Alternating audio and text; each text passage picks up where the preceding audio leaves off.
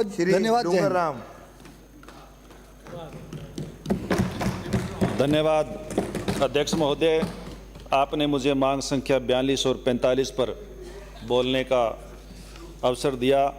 जल ही जीवन है, जल ही जान, जल के बिना दुनिया वीरान, जल के बिना न वन उपवन, जल के बिना न खेतों में अन्न।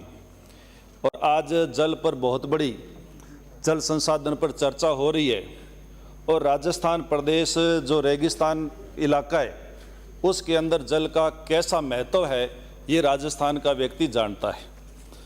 और इसको सबसे पहले महसूस किया 1925 में महाराजा गंगा सिंह जी ने कि राजस्थान के अंदर जल को किस तरह से लाया जावे। इसलिए उन्होंने 5 दिसंबर 1925 को बीकानेर कैनाल का उद्घाटन हुसैनीवाला हेड से किया और जिसकी 1 बीघा चौड़ाई में ज़मीन खरीद करके वो इस नहर को लेकर के आए। उस ज़मीन के अंदर क्वार्टर बनाए गए, कोठियाँ बनाई गई, कर्मचारियों को रहने के लिए, अधिकारियों को रहने के लिए। लेकिन आज ये बड़े दुख के साथ कहना पड़ रहा है कि वो सारे क्वार्टर और कोठियाँ पंजाब की सरकार बेच चुकी है। और आज इस फिरोजपुर फीडर की और इस गंग नहर की हालात ये है कि जहाँ 2500 क्यूसेक पानी हमें मिलना चाहिए वहाँ 1200 से 1500 क्यूसेक पानी हमें मिलता है।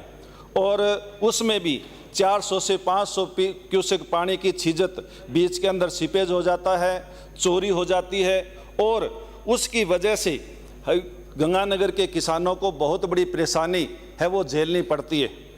मैं अध्यक्ष महोदय आपके माध्यम से कहना चाहता हूं कि सरकार 45 आरडी से खक्का हेड तक रीलाइनिंग का कार्य करे की ज़रूरत है, पटरे मजबूत करने की ज़रूरत है और पटरों पर सड़क बनाने की ज़रूरत है ताकि वहाँ आवाजाही हो सके, अधिकारी दोनों ओर चक्कर काट सके ताकि वहाँ पानी की जो चोरी है उसको रोका जा सके।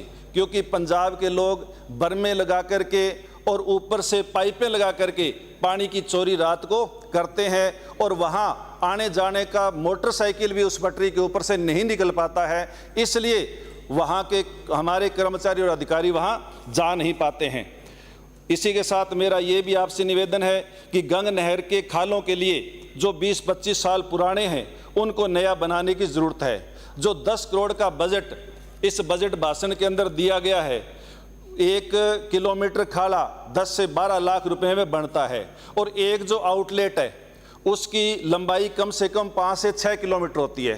तो इस तरह से ये जो खाले 10 करोड़ का बजट दिया है, ये एक ग्राम पंचायत के अंदर यदि 8 से 10 आउटलेट हैं तो 2 और 3 ग्राम पंचायतों के खाले ही इस 10 करोड़ से बन सकते हैं। बाकी बहुत सी ग्राम पंचायतें ऐसी हैं जिनके खाले बनने हैं वो ज़रूरी है और इस खालों के बजट के लिए कम से कम 400-500 करोड़ रुपए का बजट है वो जारी किया जावे। ये हमारा अध्यक्ष महोदय आपके माध्यम से निवेदन है।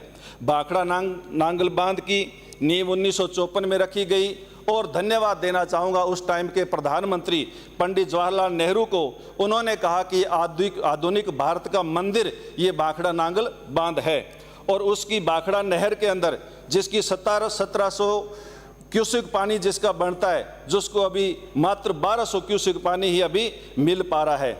IGNP को मरु गंगा के नाम से जाना जाता है और गंगानगर से लेकर के बाड़मेर जैसलमेर तक सिंचाई के साथ साथ पीने का पानी भी इसको उपलब्ध यानी इन जिलों को उपलब्ध होता है। लेकिन अध्यक्ष महोदय मैं आपके माध्यम से कहना चाहता हूं कि सबसे बड़ी जो त्रासदी है कि जहां हरी के बैराज पर सतलुज और ब्यास दोनों नदियां जहां मिलती है और जहां से ये नहरें निकलती है वहां सतलुज के अंदर जालंधर के जो फैक्ट्रियां हैं उनका सीवरेज का पानी, केमिकल का पानी लगभग 400 से 500 क्यूसेक एक बड़ी नहर इस सतलुज नदी के अंदर गिरती है और वो सारा का सारा केमिकल युक्त पानी राजस्थान के लोगों को पीने को मिलता है, जिससे जहाँ जहाँ ये पानी गया है वहाँ वहाँ उसके साथ साथ कैंसर भी गई है। और आज मैं तो यहाँ आज सदन के अंदर यहाँ तक कहना चाहता हूँ कि पंजाब सरकार को और केंद्र की सरकार को राजस्थान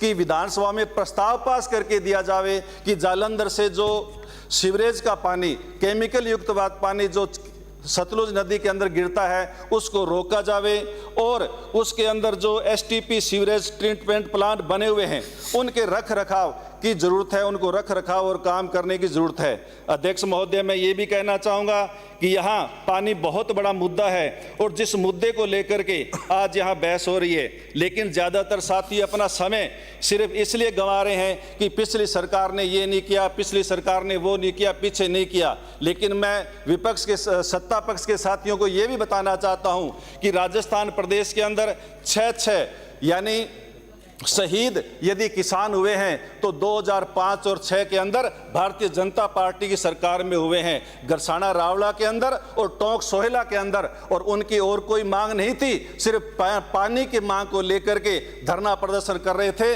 जहां पुलिस की गोली से वो लोग शहीद हुए हैं। मैं ये भी बताना चाहता हूं कि आज आईजीएनपी के जो खाले हैं वो भी लगभग 20-25 साल पुराने हैं, उनको दोबारा बनाने की ज़रूरत है। पिछली बार अशोक गहलोत साहब ने सीएडी के माध्यम से ये खाले बनाने के लिए घोषणा की थी और 3 चरणों में खाले बनने थे। 1 चरण का कार्य पूरा हो चुका है, खाले बन चुके हैं, लेकिन 2 चरणों के खाले अभी बाकी हैं। लेकिन इस बजट के अंदर उन खालों पर किसी भी तरह का कोई ध्यान नहीं दिया गया है, इस और भी ध्यान मैं आपका दिलाना चाहता हूँ। इसके साथ साथ मेरा आपसे ये भी निवेदन है कि कोरोना के समय के अंदर हम लोगों ने देखा कि किस तरह से ऑक्सीजन की कमी हमें महसूस हुई।